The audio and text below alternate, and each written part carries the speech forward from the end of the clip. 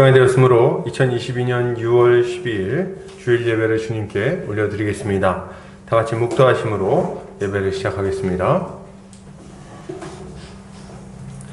하나님은 영이시니 예배하는 자가 영과 진리로 예배할지니라. 사랑과 은혜가 많으신 하나님 아버지, 이 거룩한 주일 아침 사랑하는 보금자리 교회 형제자매들 모여서 함께 주를 예배합니다. 주님이 예배 가운데 좌정하셔서 우리 예배를 받아주시고 하늘의 놀라운 은혜를 우리 각 사람의 심령 가운데에 충만하게 부어 주시옵소서. 이제 예배 시작하는 시간입니다. 마치는 시간까지 함께하여 주시기 원하오며 예수 그리스도의 이름 받들어 기도 올려드립니다. 아멘. 다 같이 찬송가 1장 찬송 드리겠습니다.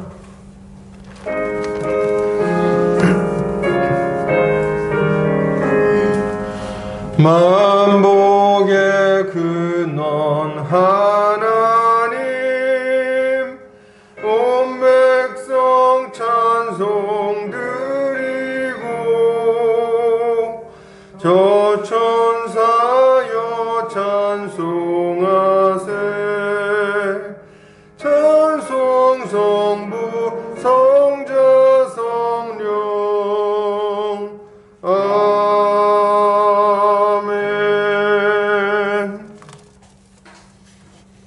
다같이 사도신경으로 우리의 신앙을 고백하겠습니다. 성경 맨 앞 페이지를 참고하시면 되겠습니다. 다같이 고백합니다. 전능하사 천지를 만드신 하나님 아버지를 내가 믿사오며 그 외아들 우리 주 예수 그리스도를 믿사오니 이는 성령으로 잉태하사 동정녀 마리아에게 나시고 본디오 빌라도에게 고난을 받으사 십자가에 못 박혀 죽으시고 장사한 지 사흘 만에 죽은 자 가운데서 다시 살아나시며 하늘에 오르사 전능하신 하나님 우편에 앉아 계시다가 저리로서 산자와 죽은 자를 심판하러 오시리라. 성령을 믿사오며 거룩한 공회와 성도가 서로 교통하는 것과 죄를 사하여 주시는 것과 몸이 다시 사는 것과 영원히 사는 것을 믿사옵나이다. 아멘. 다같이 주님이 가르쳐주신 기도하겠습니다. 하늘에 계신 우리 아버지여, 이름이 거룩히 여김을 받으시오며 나라에 임하옵시며 뜻이 하늘에서 이룬 것 같이 땅에서도 이루어지이다. 오늘날 우리에게 일용할 양식을 주옵시고 우리가 우리에게 죄 지은 자를 사하여 준 것 같이 우리 죄를 사하여 주옵시고 우리를 시험에 들게 하지 마옵시고 다만 악에서 구하옵소서. 대개 나라와 권세와 영광이 아버지께 영원히 있사옵나이다. 아멘. 이 시간 우리 한 주간의 삶을 돌아보면서 우리 주님께 우리의 죄를 고백하는 시간 갖도록 하겠습니다. 예수 그리스도 십자가 보혈로 우리 죄를 씻어달라고 다같이 기도하겠습니다. 사랑이 많으신 아버지, 오늘도 주님 앞에 예배하고자 모였습니다. 그러나 주님, 이 시간 우리 한 주간의 삶을 돌아보니 주님 앞에 참으로 부끄럽기 짝이 없는 모습들이 많이 있었음을 주님 고백하지 않을 수 없습니다. 주님이 죄에 매여서 주님 앞에 부끄러움을 가진 채로 예배하지 않게 하시고 주님 우리의 모든 죄를 주님 앞에 낱낱이 고백하오니 주여 이 죄악을 예수 십자가 보혈로 씻어주셔서 다시금 주를 예배하기에 합당한 심령이 되게 하여 주시옵소서. 예수 그리스도와 함께 십자가에서 죽고 또 예수 그리스도의 부활과 연합하여 함께 부활한 자들이 되었사온데 주님 이전에 그 죄악된 모습으로 살아가는 것이 좋지 않고 옳지 않고 주님 그것을 사모하지 않습니다. 주님 이제 그것을 버리게 하여 주시고 단호하게 끊어버리게 하여 주시고 오직 주를 향해서 나아가는 자 되게 하여 주시옵소서. 주님 은혜 베풀어 주시기 원합니다. 예수 그리스도의 은혜를 충만히 부어 주시옵소서. 예수 십자가 보혈의 능력이 우리를 모든 죄에서 완전히 깨끗하게 씻어주심을 믿습니다. 감사드리며 예수 그리스도 이름 받들어 기도 올려드립니다. 아멘.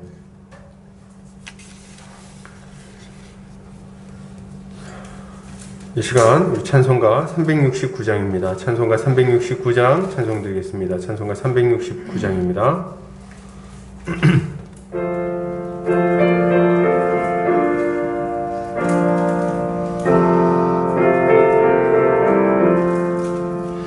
죄짐 맡은 우리 구주 어찌 좋은 친구인지 걱정 근심 무거운 무거운 짐 우리 주께 맡기세. 주께 구함 없는 고로 복을 받지 못하네. 사람들이 어찌하여 아뢰 주를 모를까. 시험 걱정 모든 괴로움 없는 사람 누군가.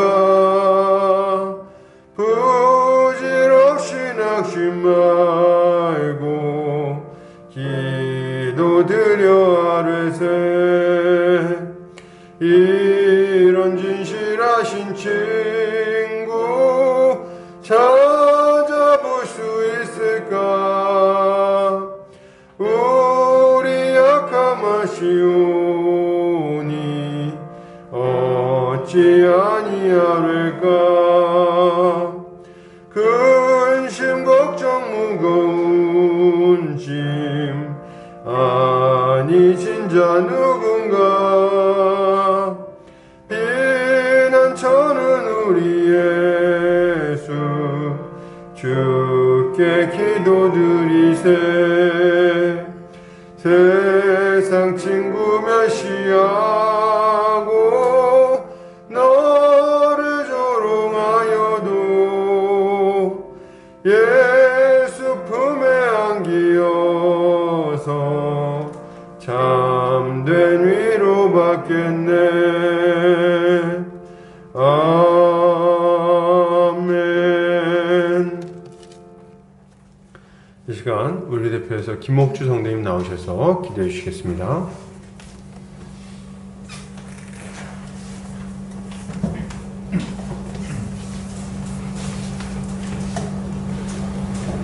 주 여호와여, 주는 위대하시니 이는 우리 귀로 들은 대로는 주와 같은 이가 없고 주 외에는 신이 없음이니이다. 아멘. 전능하신 창조주 하나님이 되시며 친히 우리를 부르셔서 구속하여 주신 은혜와 긍휼이 풍성하신 하나님 아버지께 찬송과 영광과 감사를 올려드립니다.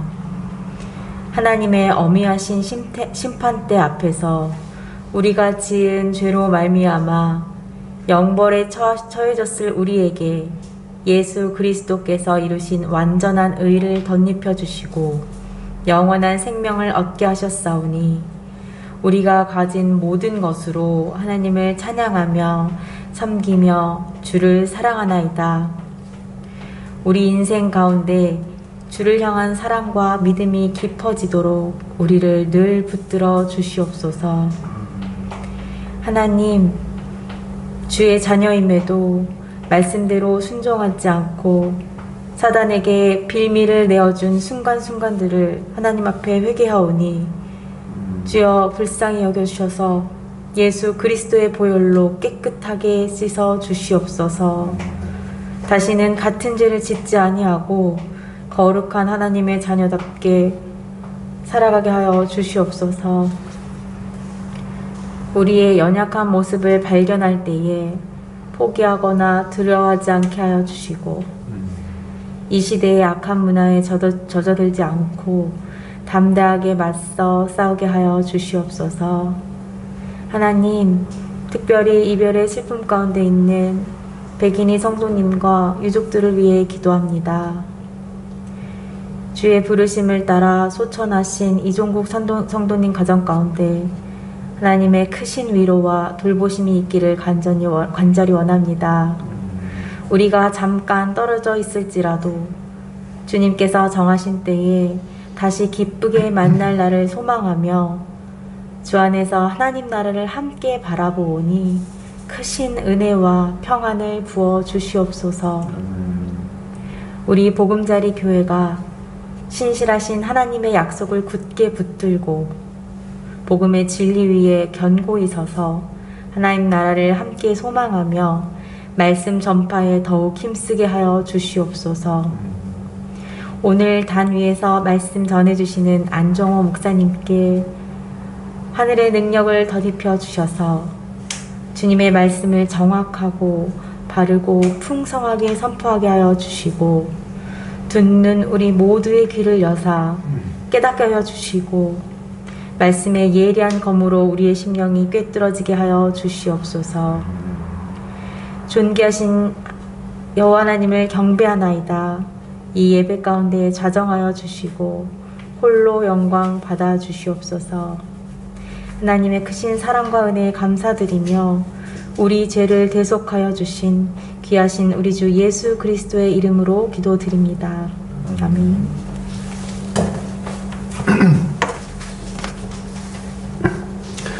시간 요리문답하는 시간 갖겠습니다. 주보 오른쪽 면을 참고해 주시면 되겠습니다. 제가 질문하고 함께 답변하겠습니다. 62문. 왜 선행을 통해서는 하나님 앞에서 의로워질 수 없으며 왜 선행은 의로워지는데 전혀 도움이 되지 않습니까? 하나님의 심판 앞에 설 수 있는 의는 절대적으로 완전해야 하며 모든 면에서 하나님의 율법에 어긋남이 없어야 합니다. 그런데 우리가 아무리 최선을 다한다고 해도 그것은 불완전하며 여전히 죄로 더럽혀져 있기 때문입니다. 63문. 하나님께서는 선행에 대하여 이 세상과 오는 세상에서 보상해 주시겠다고 약속하셨는데 왜 당신은 그토록 선행을 무시합니까? 그 보상은 노력의 대가가 아니라 은혜로 주시는 선물이기 때문입니다. 그렇다면 사람들은 그러한 교훈으로 인해 선행에 관하여 무관심해지고 사악해지지 않겠습니까? 아닙니다. 참된 믿음으로 그리스도와 연합한 사람은 감사의 열매를 맺지 않을 수 없습니다. 아멘. 교회 소식 보겠습니다. 보금자리 교회에 오신 성도님들 환영합니다. 주님 안에서 함께 자라가기를 소망합니다. 성도들과 그 가정에 몸이 아픈 분들을 위해서 기도해 주시기를 부탁드립니다.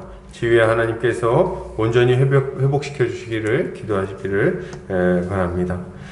6월 15일에서 17일에 있을 더오프 온라인 전도 집회에 많은 은혜가 있도록 기도해 주시기를 부탁드립니다. 15일에는 보금자리 교회에서 집회가 진행됩니다. 많이 참석해 주시기를 부탁드립니다. 8시부터 9시까지 여기서 이제 집회를 진행하면서 방송을 송출할 거예요. 그래서 그렇게 진행이 되니까 참석하실 수 있는 분들은 오셔서 참석하시면 좋겠습니다. 오늘 우리 이번 주에 금요일 날 우리 백인 성도님 남편이신 이종국 성도님께서 수천하셨습니다. 그래서 우리가 참 마음에 아쉬움이 크고 슬픈 마음이 있지만 우리 주님이 이종국 성도님 받으시고 그리고 부활 생명 주실 걸 믿음으로 우리가 또 이런 아쉬움을 잘 이겨낼 수 있었으면 좋겠습니다. 특별히 우리 백인 성도님 그리고 그 가정 가운데 십자가 복음의 은혜가 충만하게 넘치도록 기도해 주시기를 부탁드립니다. 자, 말씀전개센터와 한책의 사람들, 말씀운동연합과 누룩운동, 숙명회대 시편모임 가운데 많은 열매가 맺혀지도록 기도를 부탁드립니다. 말씀 보겠습니다. 요한일서 2장 1절부터 11절 말씀입니다. 요한일서 2장 1절부터 11절 말씀입니다. 제가 봉독해 올리겠습니다. 나의 자녀들아, 내가 이것을 너희에게 쓰면 너희로 죄를 범하지 않게 하려 함이라. 만일 누가 죄를 범하여도 아버지 앞에서 우리에게 대언자가 있으니 곧 의로우신 예수 그리스도시라. 그는 우리 죄를 위한 화목제물이니 우리만 위할 뿐 아니요 온 세상의 죄를 위하심이라. 우리가 그의 계명을 지키면 이로써 우리가 그를 아는 줄로 알 것이요 그를 아노라 하고 그의 계명을 지키지 아니하는 자는 거짓말하는 자요 진리가 그 속에 있지 아니하되 누구든지 그의 말씀을 지키는 자는 하나님의 사랑이 참으로 그 속에서 온전하게 되었나니 이로써 우리가 그의 안에 있는 줄을 아노라. 그의 안에 산다고 하는 자는 그가 행하시는 대로 자기도 행할지니라. 사랑하는 자들아, 내가 새 계명을 너희에게 쓰는 것이 아니라 너희가 처음부터 가진 옛 계명이니 이 옛 계명은 너희가 들은 바 말씀이 거니와 다시 내가 너희에게 새 계명을 쓰노니 그에게와 너희에게도 참된 것이라. 이는 어둠이 지나가고 참빛이 벌써 비침이니라. 빛 가운데 있다 하면서 그 형제를 미워하는 자는 지금까지 어둠에 있는 자요, 그의 형제를 사랑하는 자는 빛 가운데 거하여 자기 속에 거리낌이 없으나, 그의 형제를 미워하는 자는 어둠에 있고 또 어둠에 행하며 갈 곳을 알지 못하나니, 이는 그 어둠이 그의 눈을 멀게 하였음이니라. 아멘. 이 시간 다시 새 계명을 쓰노니 라는 제목으로 안정호 목사님 나오셔서 우리 위해 말씀 전해주시겠습니다.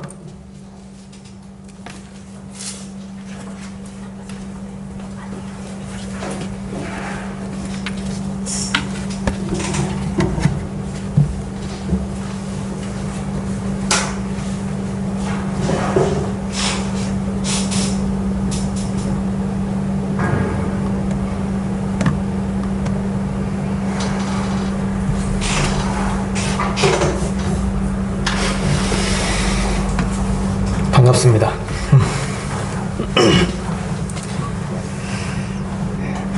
제가 분기별로 이렇게 한 번씩 설교를 하는데, 그러니까 구체적인 이시는 저도 모르고 안종현 목사님도 모르거든요.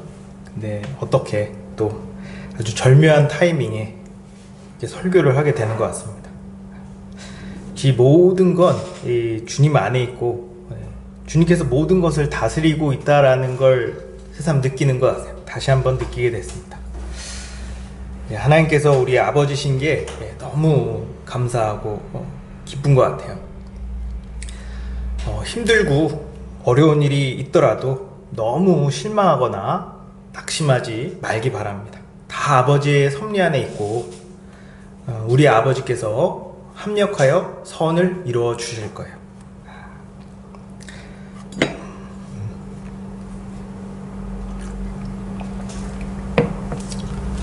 혹시 지난번에 제가 설교한 설교 내용 혹시 기억나시나요?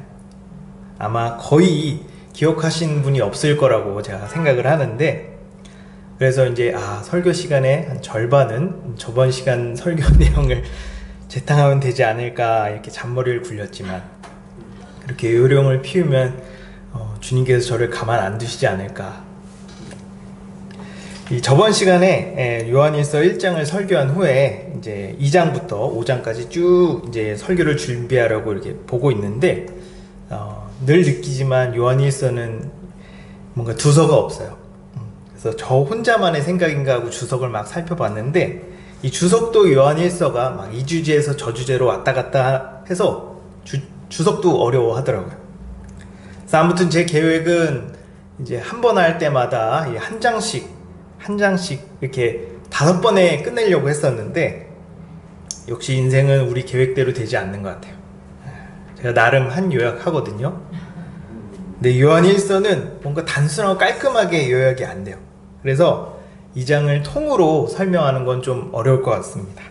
그래서 몇 번에 나눠서 설교를 해야 되는데, 이러다가는 이제 요한일서만 몇 년을 하게 될지도 모를 것 같아요.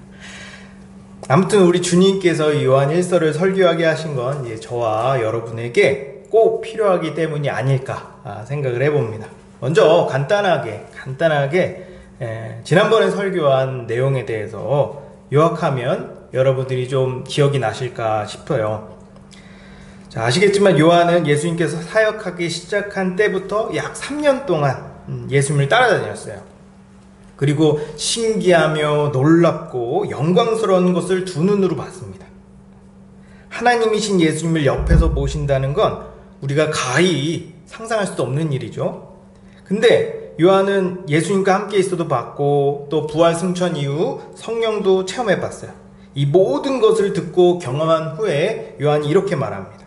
우리의 사귐, 성도의 교제는 아버지와 그의 아들 예수 그리스도를 더불어 누리는 거다. 이 얘기는 기억나시죠? 네.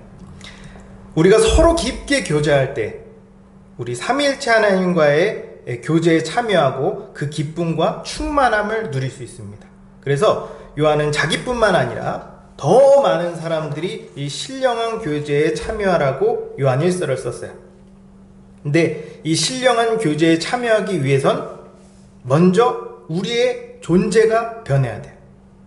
어둠 속에 있는 자는 절대로 이 교제에 동참할 수 없습니다. 오직 빛 안에 거하는 자, 즉 구원받아 하나님의 백성이 된 자만이 이 신령한 교제에 참여할 수 있어요. 문제는 내가 이 어둠에 있는지 빛 안에 있는지 잘 모를 수 있다는 거야. 그래서 요한은 그 말과 행동과 삶을 보면 우리가 어디에 속하는지 알 수 있다고 말합니다. 어둠 안에 있는 자는 어둠을 행하고 빛 안에 있는 자는 빛을 행합니다. 그래서 내 행위를 보면 내가 어디에 속했는지 알 수 있어요. 그럼에도 불구하고 아직도 내가 어둠에 있는지 빛에 있는지 잘 모르겠다면 죄에 대해서 어떻게 반응하는지, 내가 나의 죄를 인정하고 주께 회개하는지를 먼저 살펴보라고 말합니다. 만약 내가 죄에 대해 민감하게 반응하고 나의 죄인됨을 인정하며 예수 그리스도의 십자가 복음을 의지한다면 주께서 나의 죄를 사해 주시고 모든 불의에서 깨끗하게 하실 거예요. 그래서 우리가 이 사실을 믿고 우리 복음자리 교회 안에서 서로 깊게 교제하면 이 안에서 하늘의 교제를 맛볼 수 있을 거다라고 설교했어요. 어때요? 좀 기억이 나시나요? 좋습니다. 이제 우린 한 단계 더 앞으로 나아갈 거예요.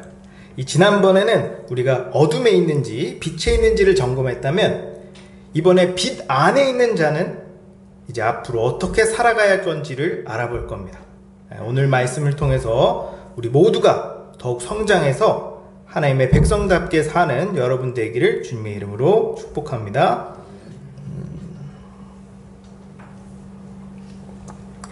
요한이 요한 1서를 쓸 당시에 교회에 아주 큰일이 있었어요. 적그리스도가 나타난 겁니다. 이 적그리스도라고 말하면 마치 가까운 미래에 전 세계를 장악해서 대대적으로 교회를 핍박하고 죽이는 어떤 한 사람이라고 생각합니다. 특히 한국교회가 많이 그렇게 생각하죠. 그러나 여기서 요한 1서에서 말하는 적그리스도는 미래에 나타날 어떤 특정한 인물이 아니라 안티그리스도라고 예수님을 거역하고 거절하는 사람들이. 요한 1서 2장 18절을 한번 보면 아이들아 지금은 마지막 때라 적그리스도가 오리라는 말을 너희가 들은 것 같이 지금도 많은 적그리스도가 일어났으니 그러므로 우리가 마지막 때인 줄 아노라고 말합니다. 이렇게 적그리스도라고 불리는 사람들이 교회 안에 교회 질서를 무너뜨리려고 했어요. 오늘날로 치면 신천지 같은 사람들이죠. 이런 적그리스도들이 교회 안에 교묘하게 들어와 막 비유풀이 해준다면서 말 같지도 않은 것을 막 가르쳤습니다. 그리고 이상한 소문을 퍼뜨려서 교회의 분열을 조장했어요. 그러다 그 정체가 들통났고 한바탕 교회 난리가 난 다음에 그 무리들이 교회 밖으로 나갔습니다. 지금 이런 일이 있은 후에 요한은 요한 1서를 쓰게 된 거예요. 그러니 얼마나 교회가 지금 만신창이가 됐겠어요. 요한은 이 교회에 있는 모든 사람들이 다시 관계를 회복하고 하나님과 친밀한 교제를 나누길 원했어요. 근데 그게 말처럼 그렇게 쉽지 않았던 것 같습니다. 교회 안에 잘못된 가르침과 죄의 흔적들이 남아있어서 관계가 회복되는 걸 계속 방해하고 있었어요. 요한 1절은 이렇게 말해요. 나의 자녀들아 내가 이것을 요한 1서죠. 요한 1서를 너희에게 쓰면 너희로 죄를 범하지 않게 하려 함이라. 이미 교회 안에 잘못된 가르침과 죄가 많이 들어와 있었습니다. 어떤 죄였을까요? 이 말과 행동이 따로 노는 거였어요.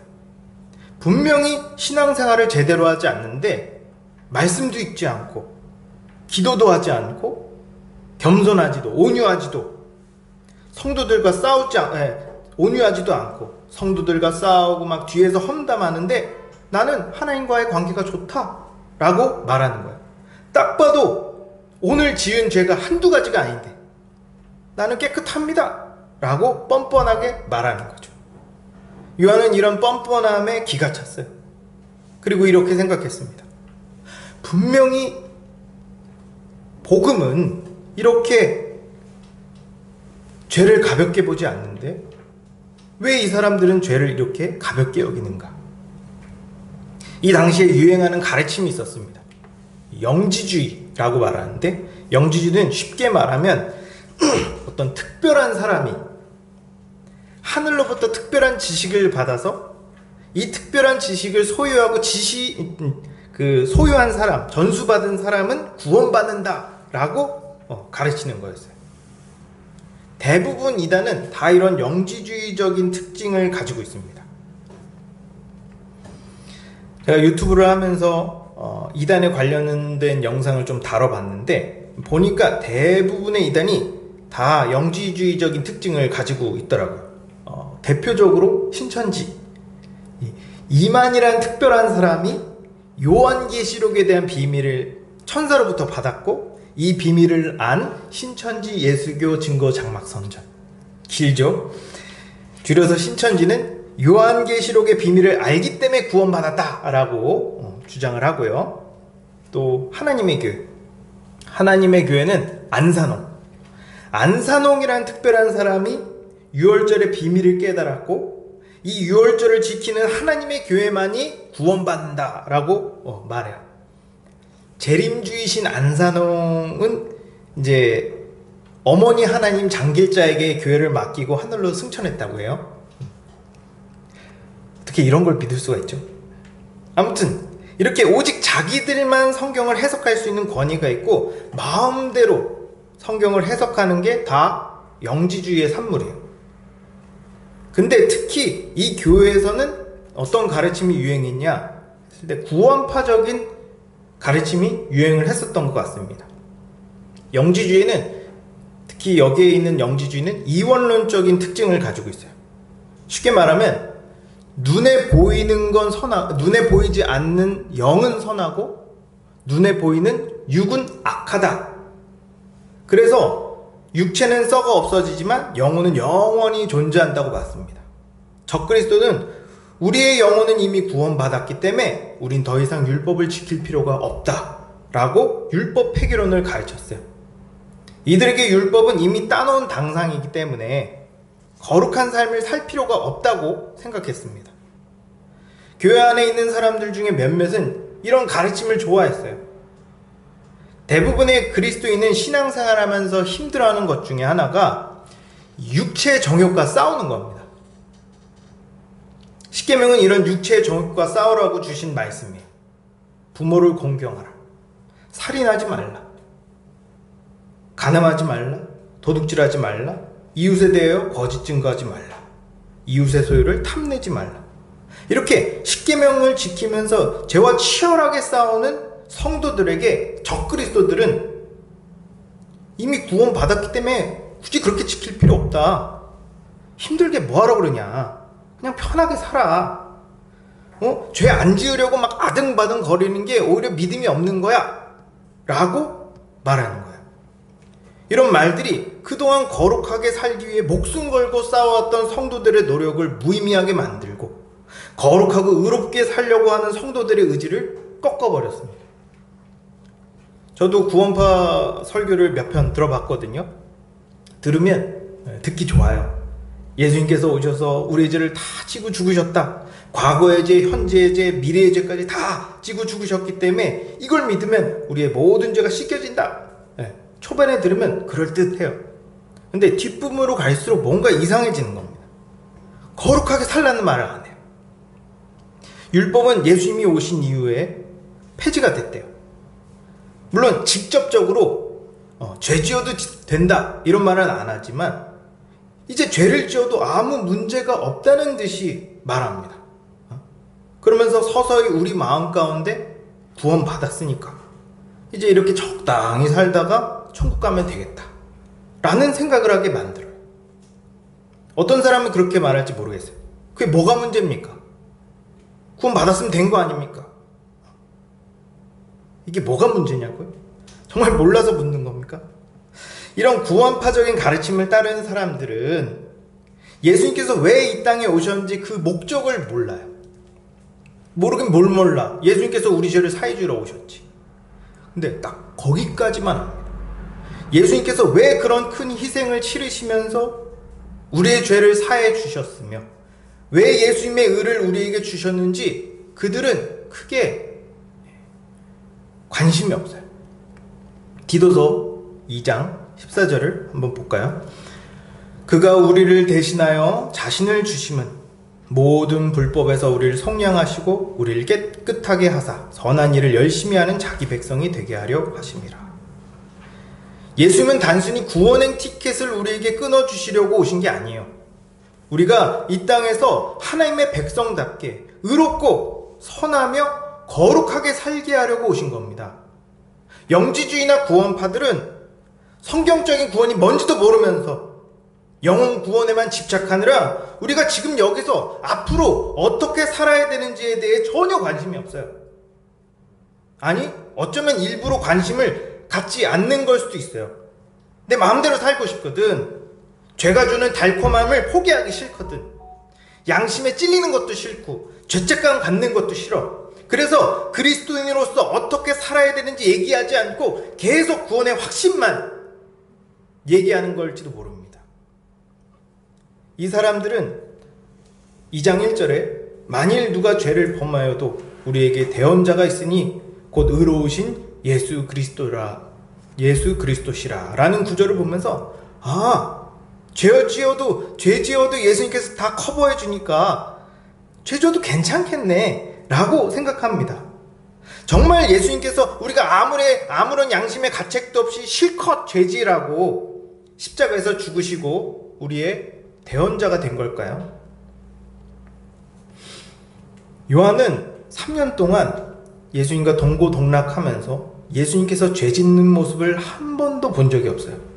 그리고 요한은 우리 죄 때문에 차마 입에 담을 수 없는 엄청난 고난과 모욕과 박해와 고통을 참으면서 십자가에 피 흘려 죽으신 예수 그리스도의 모습을 바로 눈앞에서 봤습니다. 그런 요한이 과연 죄를 가볍게 여기는 그런 식의 글을 차마 쓸 수 있을까요? 말도 안 됩니다. 1절에 분명히 말하지만 요한은 지금 죄 짓지 말라고 이 글을 썼어요. 아마 요한은 자신도 모르게 죄를 지을 때마다, 자기가 죄를 지을 때마다 고통받는 예수님의 신음소리가 귀에 들리고 고통스러워하는 표정이 눈에 보였을 거예요.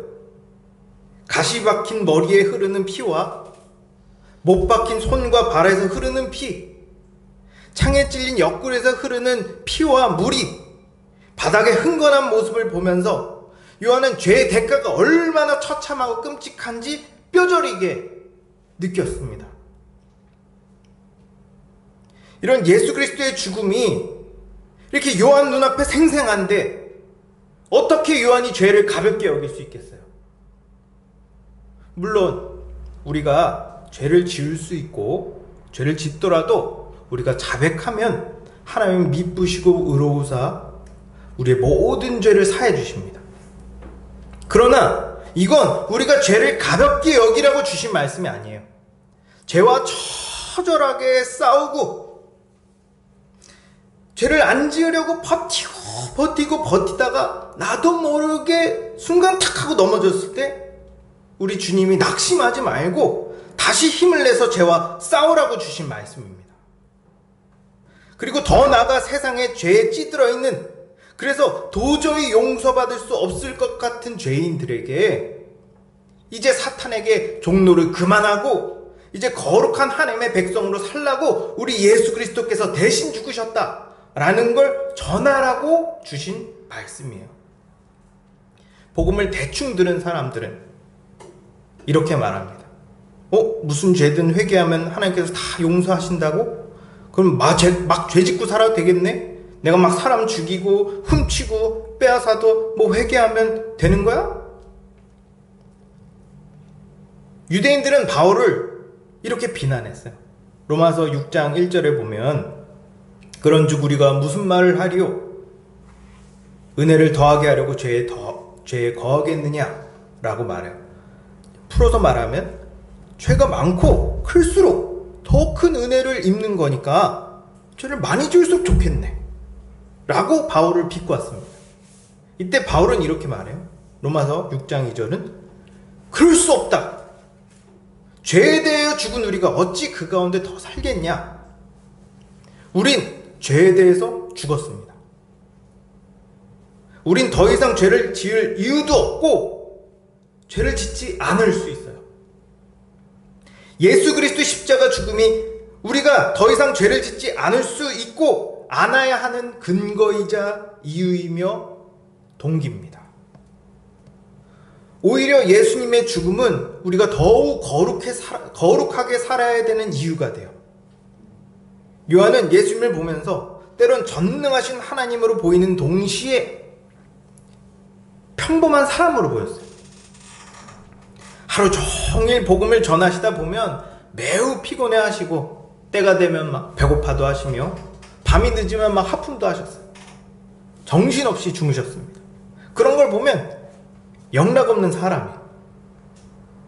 예수님은 사역하는 동안 정말 많은 죄의 유혹을 받았습니다. 사탄은 40일 동안 굶주린 예수님에게 돌덩이를 내밀면서 떡으로 만들어라 이렇게 예수님을 유혹했고, 사람들은 예수님을 왕으로 삼으려 하자 예수님은 재빨리 거기서 도망쳐서 산으로 도망쳐서 기도했어요.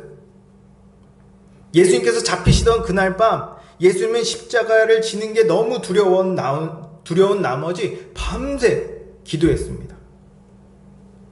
예수님의 30년 인생 전체가 죄와의 투쟁이자 싸움이었어요. 그러나 예수님은 결국 십자가에서 다 이루었다 라고 말씀하시면서 죄에게 승리합니다. 예수님은 단순히 몇몇 사람을 구원하기 위해 죽으신 게 아니에요. 이 세상에 있는 모든 사람, 즉 과거, 현재, 미래에 존재하는 모든 사람을 구원하기 위하여 죽으신 거예요. 예수님의 십자가 복음은 이 세상 전체를 구원하기에 전혀 부족함이 없을 정도로 무한합니다. 문제는 사람들이 이 복음의 엄청난 가치를 모른다는 거예요. 그 복음이 얼마나 능력 있는지 몰라요. 예수님은 그런 사람들에게 이 복음의 가치와 능력을 알게 하려고 저와 여러분들을 세우신 겁니다. 마가복음 3장 14절에서 15절을 한번 볼까요? 이에 12를 세우셨으니 이는 자기와 함께 있게 하시고 또 보내사 전도도 하며 귀신을 내쫓는 권능도 가지게 하려 하심이로라. 예수님께서 우리를 부르신 이유는 예수님과 함께 세상에 나가 복음을 전하며 죄에 사로잡힌 자들을 구원하기 위해 부르신 겁니다. 우리는 최정예의 요원이에요. 특수부대. 이렇게 죄에 사로잡힌 자들을 구원하려고 특별히 우리를 먼저 구원하셨는데 우리가 어떻게 사람들 앞에서 또 죄를 짓습니까?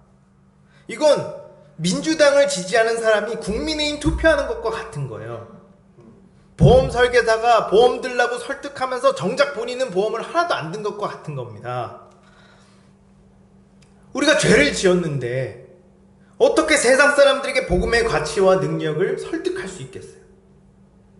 그럼 어떤 사람들이 이렇게 말할 겁니다. 아니, 사람이 어떻게 죄를 안 짓습니까? 그거 불가능하죠. 구원파도 죄사함은 받았지만 죄를 안 짓는 건 불가능하다고 얘기해요. 제가 유튜브에서 우린 율법을 지켜야 되고 지킬 수 있습니다 라고 말하니까 구원파들이 댓글로 이 세상에 율법을 지킬 수 있는 사람은 없습니다 라고 댓글을 달더라고요. 맞아요. 구원받지 못한 죄인들은 율법을 지킬 수 없습니다. 그러나 죄로부터 자유한 우리들은 율법을 지킬 수 있고 죄를 안 지을 수 있어요. 왜냐면 우린 새롭게 거듭난 새로운 피조물이요 하나님의 자녀이기 때문입니다. 우리 중에 죄가 너무너무 싫은데, 그래서 죄를 안 짓고 싶은데 너무 쉽게 무너지고 타협하는 사람들을 보면 은연중에 무의식적으로 죄를 극복할 수 없다라고 생각합니다. 그럼 안 돼요.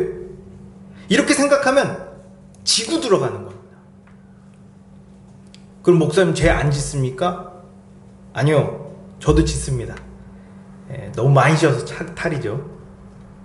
근데 저는 죄를 지은 걸 어쩔 수 없다고 생각하지 않아요. 저는 죄를 안 지을 수 있다고 생각합니다. 우리는 이 눈에 보이는 현상을 믿는 사람들이 아니에요. 기록된 말씀을 믿는 사람들입니다.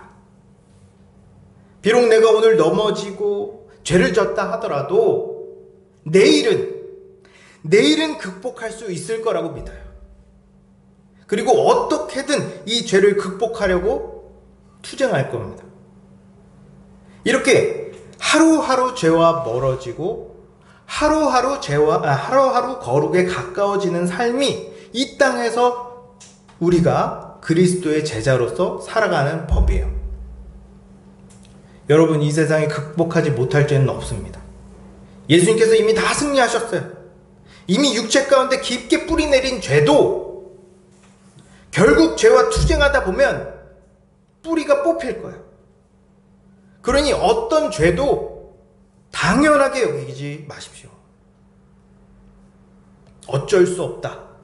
이딴 생각은 버리세요. 예수님께서 십자가에 이루신 복음은 이것보다 훨씬 능력이 있습니다. 이 능력을 믿고 죄의 뿌리를 뽑아 믿지 않는 사람에게 보여주세요.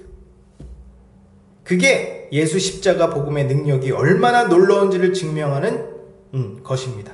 이렇게 되길 주님의 이름으로 축복합니다.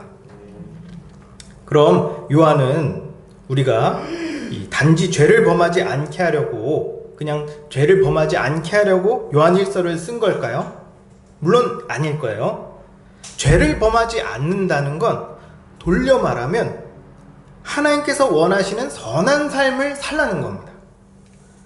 집에서 엄마가 자식에게 놀지마 라고 말하는 건 어서 들어가 공부해 라는 말이 앞에 생략되어 있는 거예요.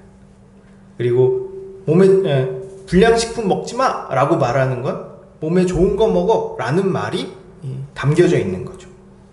마찬가지로 죄 짓지 말라고 말하는 건 선을 행하라는 말이 생략되어 있는 겁니다. 우리는 죄를 짓지 말고 선한 삶을 살아야 돼요. 그럼 예수님은 우리가 어떤 선한 삶을 살길 원하실까요? 3절을 보면 우리가 그의 계명을 지키면 이로써 우리가 그를 아는 줄로 알 것이다 라고 말합니다. 영지주의자들은 이 신령한 지식이 있으면 구원받는다고 믿고, 구원파들은 구원받았다는 확신만 있으면 구원받는다고 믿으니까 계명을 지키든 말든 그런 건 전혀 신경 쓰지 않아요. 근데 우리가 오늘 본문을 보면 알겠지만 요한이 얼마나 이 계명을 지키는 것에 진심인지 알 수 있습니다. 왜 요한은 이렇게 계명에 대해 진심이었을까? 그 이유는 바로 예수님께서 계명의 진심이었기 때문이에요. 유대인들은 예수님이 마치 율법을 어기고 계명을 어기는 사람이라고 생각했어요. 그렇게 유대인의 눈에는 안식일에 예수님이 의료 행위를 하고 있는 것처럼 보였습니다. 예수님은 정말 많은 사람을 고쳤거든요. 안식일에 귀신 들린 자, 맹인, 귀머거리, 안진뱅이, 중풍병자, 열병, 혈루병, 손 마른 사람 등 많은 병자를 고치고 심지어 죽은 사람까지 살렸어요. 이게 과연 의료 행위인지는 잘 모르겠지만 유대인들은 이게 의료 행위냐 아니냐가 중요한 게 아니라 뭐가 됐든 안식일에 뭔가 했다는 거예요. 이게 중요했습니다. 이게 아무리 하나님의 기적이라 할지라도 안식일에는 행하면 안 돼. 엄밀히 말하면 억지죠. 그들이 정말 순수한 말씀에 대한 열정이 있어서 그렇게 한 게 아니라 이 예수님에 대한 시기와 질투심이 그 마음 가운데 가득했어요. 만약 예수님이 이런 종교 지도자들과 바리새인들에게 호의적이고 그들과 사이좋게 지냈으면 아마 안식일에 기적을 행하는 거에 대해서 크게 문제 삼지 않았을 겁니다. 근데 문제는 예수님께서 그들의 눈치를 전혀 안 봤다는 거예요. 사회생활은 그렇게 하는 게 아닌데, 그렇죠? 유대인들은 예수님뿐만 아니라 그의 제자들이 금식도 안 하고 안식일에 밀 이삭을 막 잘라서 먹는 걸 가지고 왜 율법 안 지키냐고 예수님한테 항의했어요. 그들은 예수님이 율법을 막 자기 멋대로 해석한다고 생각했습니다. 왜냐하면 기존에 있던 율법에 대한 잘못된 가르침과 관습들을 다 거부하셨거든요. 예루살렘에 가서 채찍으로 동물들 다 내쫓고 돈 바꾸는 상을 뒤집어 엎었어요. 유대인들은 고르반이라고 하는 전통을 이용해서 부모를 부양하지 않는 걸 예수님은 대놓고 비판하셨습니다. 유대인들은 사마리아인은 혼혈이라고 완전 개무시하고 오직 자기들만 하나님의 복을 받기에 합당한 아브라함의 순수 혈통이다 라고 믿었어요. 그런 자들에게, 그런 유대인들에게 예수님은 혈통? 그거 아무것도 아니야. 하나님은 여기 이 땅에 떨어진 돌들도 아브라함의 후손이 되게 할 수 있다 라고 말씀하셨습니다.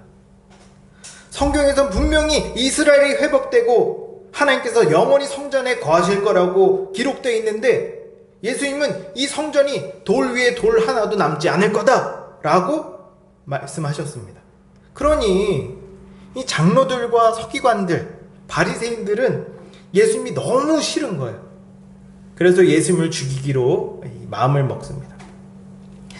요한은 이 옆에서 예수님과 바리새인들이 막 논쟁할 때마다 서로 좀 친하게 지내지 이렇게 왜 이렇게 싸우시나, 어쩜 이렇게 서로 의견이 다를까, 그냥 적당선에서 이렇게 합의하고 그러면 안 되나 생각했을지도 몰라요.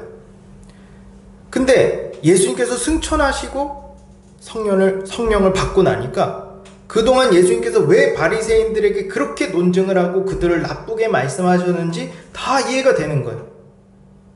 왜 예수님은 바리새인들과 적당히 합의 보지 않고 자기의 주장을 고집했을까? 예수님이 고집스럽고 앞뒤가 꽉꽉 막혀서 그런 걸까요? 아니, 유대인이 틀려서 그런 거예요. 율법은 예수님이 만들었습니다. 예수님이 율법의 주인이에요. 어떤 그림 작가가 예술 작품을 그려서 갤러리에 딱 전시를 냈는데 그 가이드가 예술 작품에 대해서 막 이상하게 설명을 하는 거예요. 그래서 작가가 이 그림은 그런 의도가 아니라 이런 의도다 라고 이렇게 얘기하니까 그 작가가 어디서 뭘 듣고 왔는지 모르겠지만 내가 이 작가 전문이다 라고 말하는 겁니다. 바리새인은 지금 율법을 만드신 분에게 지금 율법 해석이 잘못됐다고 말하고 있는 거예요. 세상에 있는 모든 사람들이 율법은 A다 라고 말해도 예수님이 B다 라고 말하면 B인 겁니다. 어느 누구도 예수님보다 정확하게 율법을 알 수 없어요. 사도들은 이 예수님께 율법의 참된 의미를 배웠습니다. 이렇게 예수님께 참된 율법의 의미와 목적과 의도를 배운 사도들은 예수님께서 승천하신 이후 사람들에게 율법의 참된 의미를 사람들에게 설명했어요. 더 이상 우리는 율법 아래에 있는 자가 아니요 은혜 아래에 있는 자들이다. 율법의 행위로는 구원받을 수 없고 오직 예수 그리스도를 믿는 믿음으로 구원받는 거다 라고 말했습니다. 사도들은 율법의 한 측면,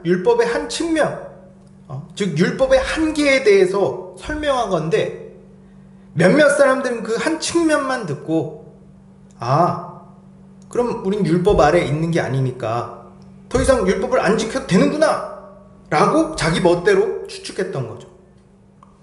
이렇게 잘못 이해한 채로 교회에서 마치 자기가 맞는 것처럼 가르쳤습니다. 안타깝게도 구원파뿐만 아니라 이렇게 잘못된 가르침을 전하는 교회도 오늘날 꽤 있는 것 같아요. 근데 성경 어디에도 율법을 안 지켜도 된다는 말이 없어요. 오히려 지키라고 말합니다. 예수님은 산상수훈에서 이렇게 말씀합니다. 마태복음 5장 17절에서 19절을 볼까요?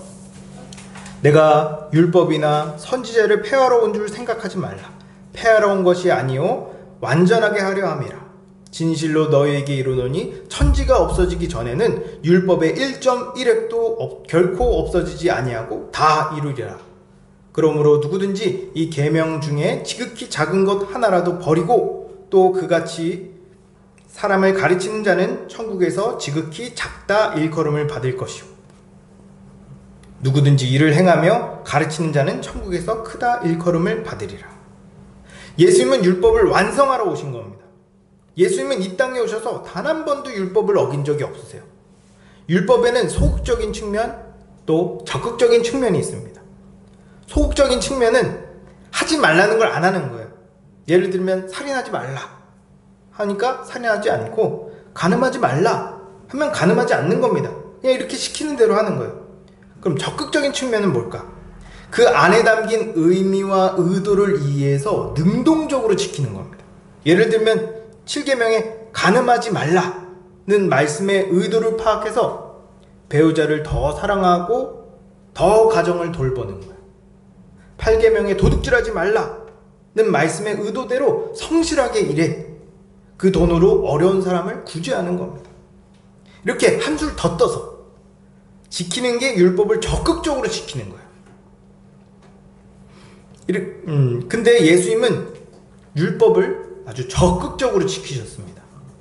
예수님은 사람을 죽이는 게 아니라 오히려 생명을 살렸어요. 간음하지 않고 오히려 성도들에게 충실했습니다. 도둑질하지 않고 자신의 능력으로 배고픈 자들을 배불리 먹였어요. 거짓 증거하지 않으시고 늘 진리와 진실을 말씀하셨습니다. 이렇게 아주 적극적으로 예수님께서 율법을 지키시는 모습을 요한을 비롯한 12 제자들은 3년 내내 이걸 봤습니다. 그리고 예수님은 십자가에서 우리를 대신한 화목 제물이 되셔서 율법을 완성하셨어요. 근데 구원파는 예수님께서 율법을 완성하셨으니까 이제 율법은 폐기됐다고 주장합니다. 예수님께서 분명히 율법을 폐하러 온 게 아니라 완성하러 오셨다고 말씀하셨고, 이 율법은 천지가 사라지기 전까지 1.1획도 사라지지 않을 거라고 말씀하셨어요. 이렇게 예수님께서 확실히 말씀도 하셨고 일평생 율법을 지키셨는데 우리가 율법을 지킬 필요가 없다고요? 구원받기 위해서 율법을 지킬 필요는 없겠죠. 그러나 예수님을 따르는 자로서, 그분의 제자로서 우리는 율법을 지켜야 됩니다. 예수님은 일생 동안 하나님의 계명을 아주 적극적으로 지켰어요. 그분을 믿고 그분을 따른다고 하는 우리가 하나님의 계명을 지키지 않으면 도대체 우린 뭘 하란 겁니까? 우리 여기 왜 모인 겁니까? 예수님은 분명히 우리에게 나를 따르라 말씀하셨는데 율법을 지킬 필요도 없고 지킬 수 없어.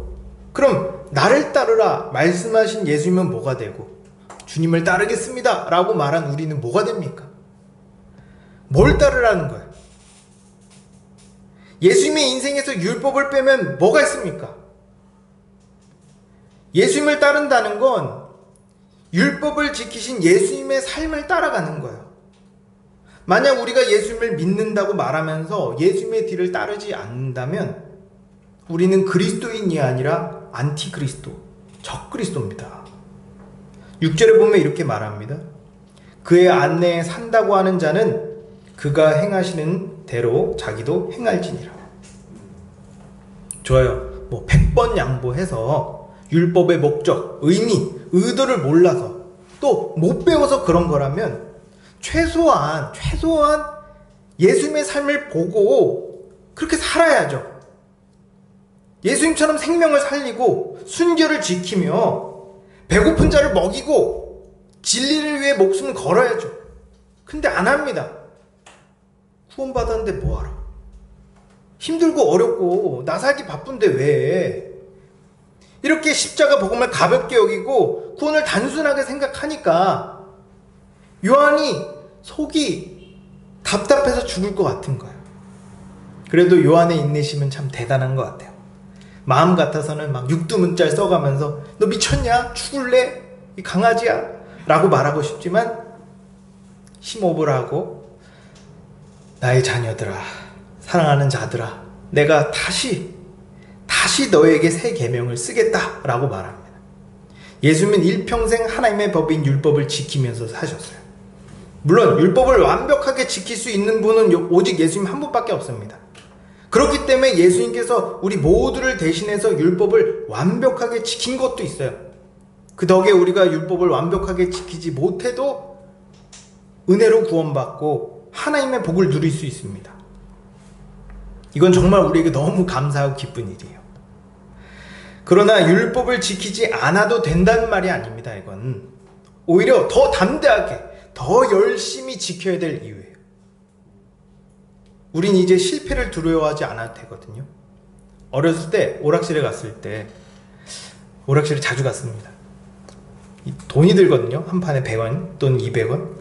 한 판을 하더라도 막 두렵고 떨리는 마음으로 막 게임을 했어요.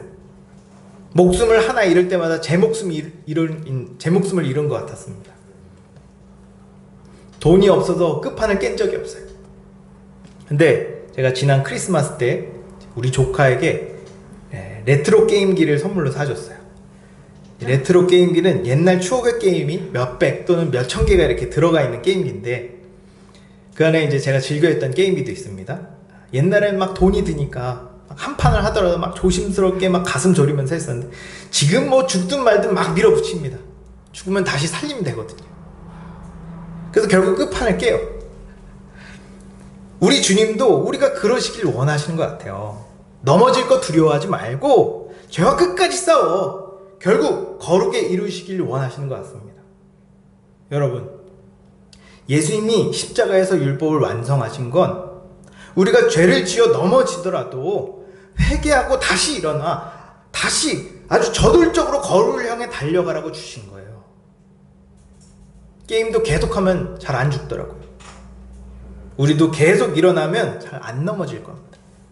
갈라디아서 6장 9절을 보면 우리가 선을 행하되 낙심하지 말지니 포기하지 아니하면 때가 이르매 거두리라고 말합니다. 우리가 포기하지 않으면 거룩을 완성할 거예요.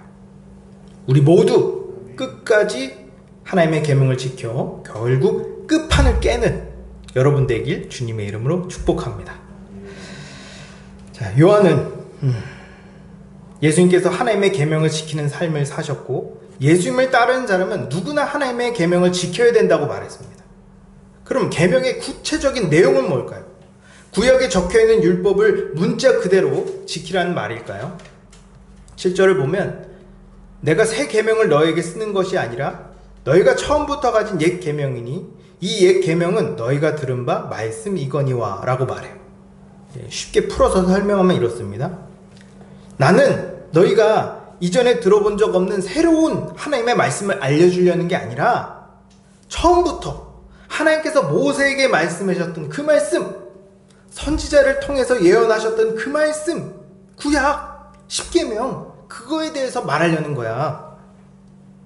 지금 이 교회 안에 있는 사람들은 분명히 구약에 대해서 많이 들었고 구약의 내용을 꽤 자세하게, 꽤 깊게 알고 있었을 거예요. 근데 요한이 다른 얘기하는 것도 아니고 구약에 대해서 얘기하고 있는데 마치 처음 듣는 것처럼 생소하게 들렸습니다. 왜 이 사람들은 요한의 말을 잘 이해하지 못했을까요? 그건 구약의 말씀을 예수 그리스도를 통해, 복음을 통해 듣지 않고 잘못된 관점으로 봤기 때문입니다. 바울은 복음을 비밀이라고 말해요. 골로새서 1장 26절을 볼까요? 이 비밀은 만세와 만대로부터 감추어졌던 건데 이제는 그 성도들에게 나타났다라고 말합니다. 유대인들은 구약 성경을 단순히 문자적으로 이해하고 적용했어요. 그래도 옛날엔 괜찮았습니다. 옛날에는.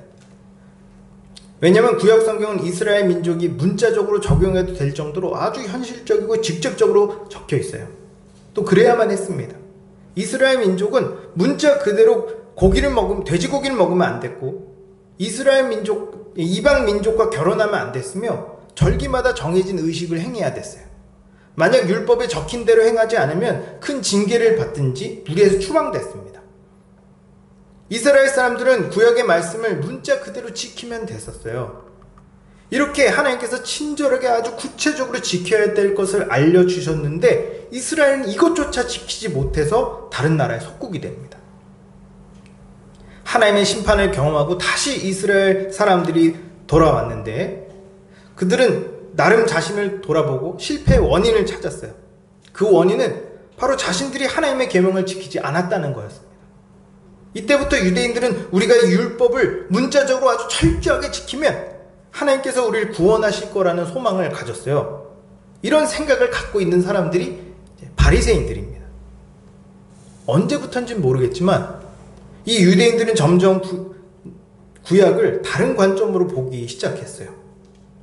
구약은 온통 하나님의 은혜로 이야기하는데, 구약은 온통 하나님의 은혜에 대해서 이야기하는데, 유대인들은 이 율법을 지켜야 된다라는 강박에 빠져 더 이상 성경을 하나님의 은혜, 하나님의 약속으로 보는 게 아니라 구원을 소유하기 위한 하나의 수단 또는 지침서로 봤어요. 우리가 아는 바울도 그렇게 성경을 잘 아는데 예수님을 만나기 전까지 구약 성경의 진짜 목적과 의미와 의도를 몰랐어요. 바울이 예수님을 만나고 비로소 성경의 참된 목적과 의미와 의도를 이해할 수 있었습니다. 예수 십자가 복음이 구약 성경을 이해하는 비밀이에요. 이 당시 교회 사람들도 복음을 듣기 전까지 율법을 구원의 수단으로 봤지 한 번도 복음의 관점으로 본 적이 없습니다. 그러니 율법에 대해 잘 알고 있는 사람도 요한의 설명이 잘 이해되지 않고 자꾸 헷갈리는 거죠. 분명 요한은 기존에 있는 계명을 가지고 이야기하는데 완전히 새 계명처럼 들렸습니다. 우리도 비슷해요. 우리도 여전히 죄인이었을 때, 사탄의 노예였을 때 세상에서 배우고 익힌 것들이 우리 머릿속과 몸속에 아주 깊게 스며들어 있습니다. 어떤 건 이미 고정관념이 돼버렸어요. 그래서 복음이 자꾸 헷갈리고 전혀 복음적이지 않은 생각과 행동들을 자연스럽게 하게 되는 겁니다. 그나마 어려서부터 복음을 배우고 복음으로 살아온 사람들은 이게 조금 덜한데,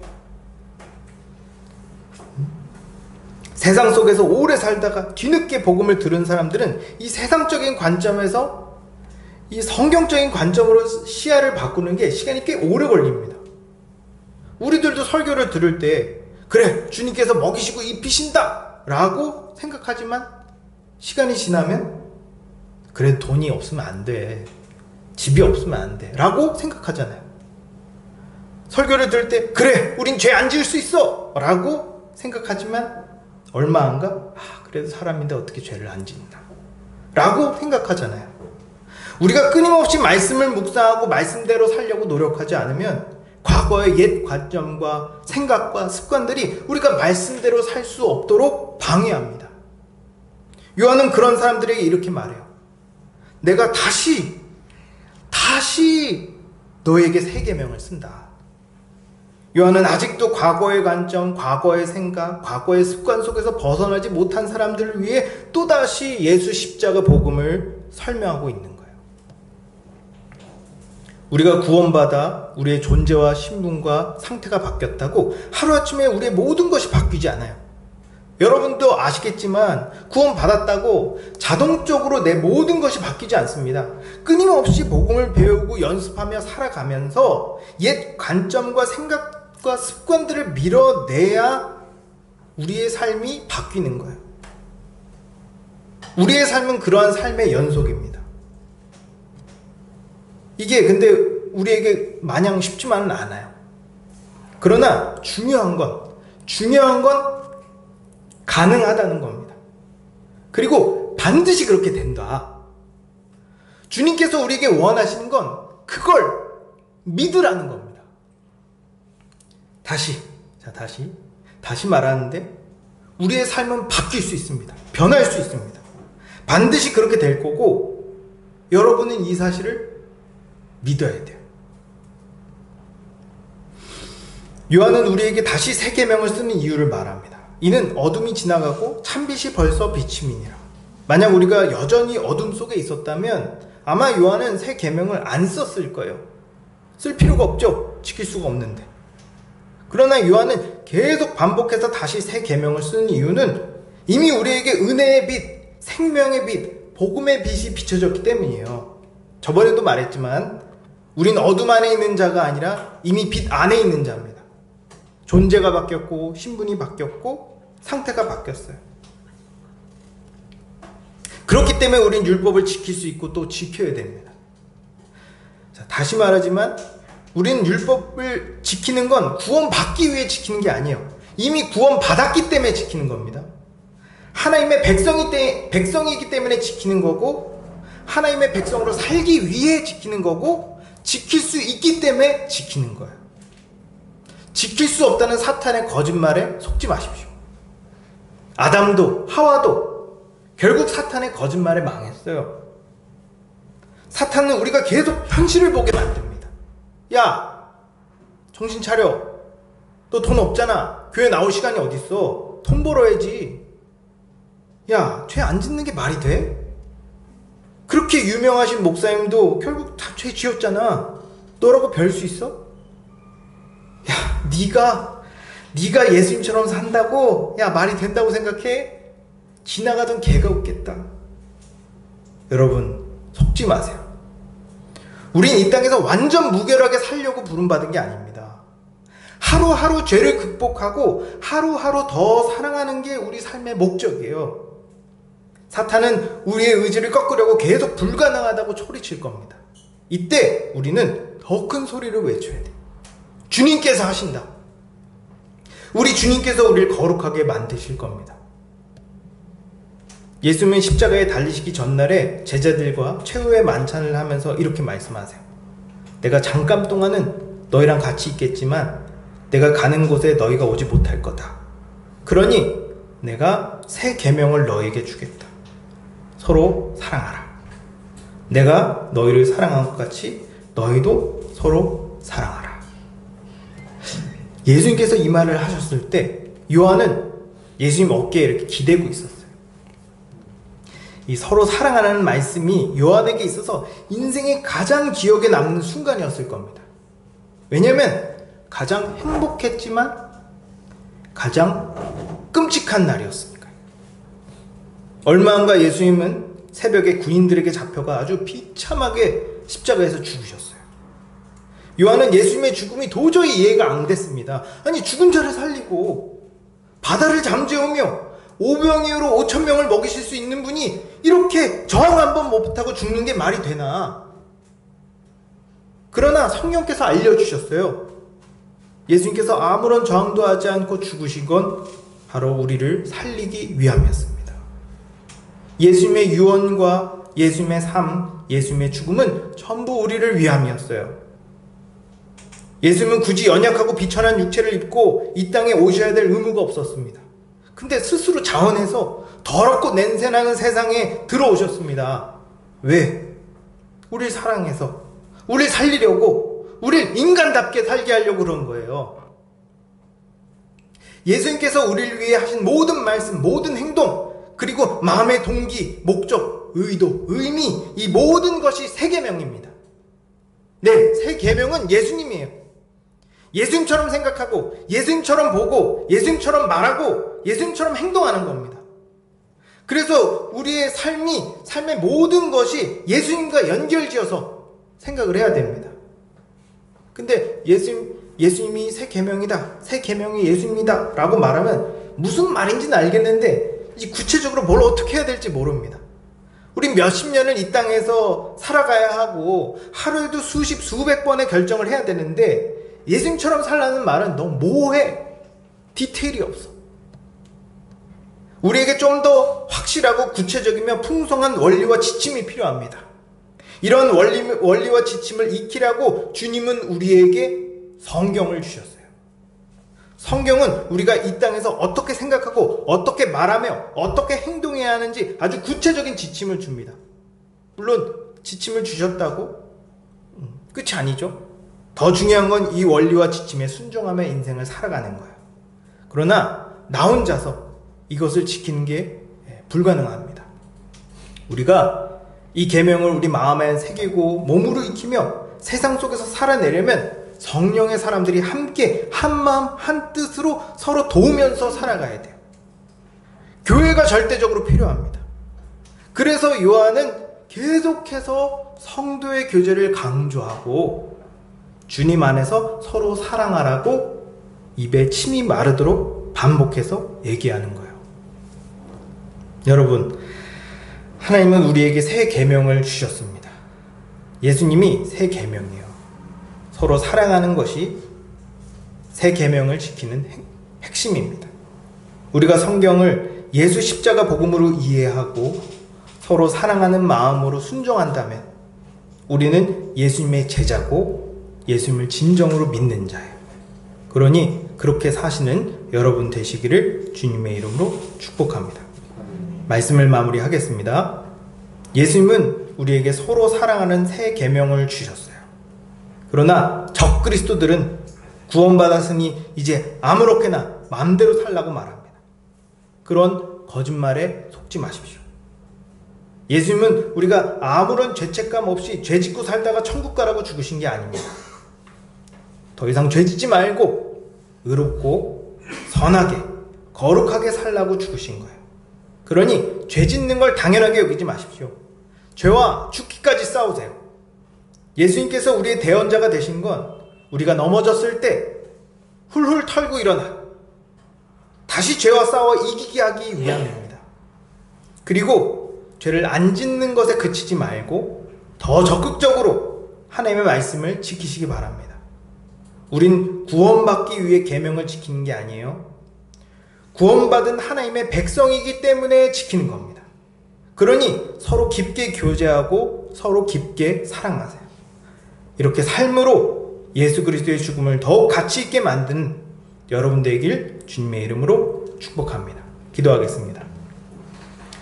좋으신 주님, 주님께서 우리를 위하여 죽으신 것은 우리가 더 이상 죄짓지 않고 하나님의 백성답게 살게 하기 위함입니다. 주여, 이제는 우리가 죄짓지 않기 원합니다. 주께서 우리의 대언자가 되셔서 우리가 죄에 넘어지는 것을 두려워하지 않고 죄와 담대하게 싸우게 하여 주시옵소서. 예수님께서 우리를 부르셨고 주를 따르는 자로 세워주셨습니다. 예수님께서 하나님의 계명을 지키신 것처럼 우리도 주님처럼 하나님의 계명을 잘 지키기 원합니다. 계속해서 말씀을 배우고 매일 순종함으로 옛사람에서 벗어나 새사람으로 살게 하여 주시옵소서. 서로 사랑하는 새 계명을 실제로 살아내어 예수 십자가 복음을 더욱 밝히 드러내는 우리 보금자리 교회가 되게 하여 주시옵소서. 주께서 그렇게 하실 걸 믿사오며 우리 주 예수 그리스도 이름으로 기도합니다. 아멘.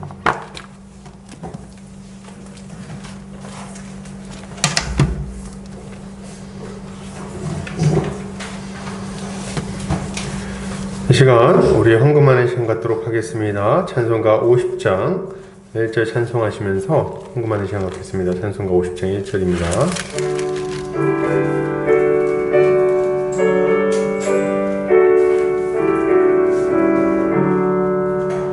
내게 있는 모든 것을 아낌없이 드리네. 사랑하고 의지하며 주만 따라 살리라. 주께 드리네, 주께 드리네. 사랑하는 구주 앞에 모두 드리네. 아멘. 기도합니다. 사랑과 은혜가 많으신 하나님 아버지, 감사합니다. 주님, 오늘 주님 함께 모여 예배하고 또 이 시간 주님 앞에 우리의 마음과 물질과 우리의 인생을 올려드립니다. 주님 받으시고 주님 마음껏 사용하셔서 주의 몸된 교회를 힘있게 세워 주시옵소서. 주님 아버지, 우리 사랑하는 성도들을 위하여 기도합니다. 우리 성도들 어려운 시기에 믿음 떨어지지 아니하도록 믿음을 지켜주시고 굳게 붙들어 주시옵소서. 특별히 아버지, 가족들 가운데 주님 몸이 연약한 자들이 있다면 주께서 몸이 연약한 자들의 그 모든 병마를 깨끗하게 치유하여 주시고 건강한 몸으로 주님께 나와 예배할 수 있도록 주께서 은혜를 베풀어 주시옵소서.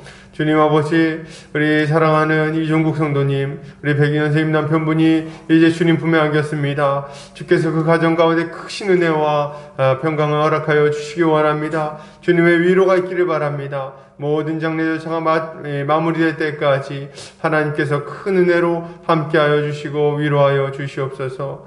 또한 아버지, 우리 성도들 가운데 여러 가지 기도 제목으로 기도하는 자들이 있습니다.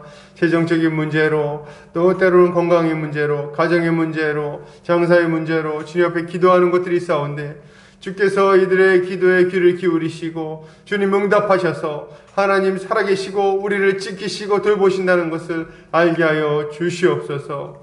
아직 어린 영혼도 주께서 붙들어 주시고 믿음으로 잘 자라나 다음 세대를 감당할 수 있는 사무엘 같은 일꾼들로 자라가게 하여 주시옵소서.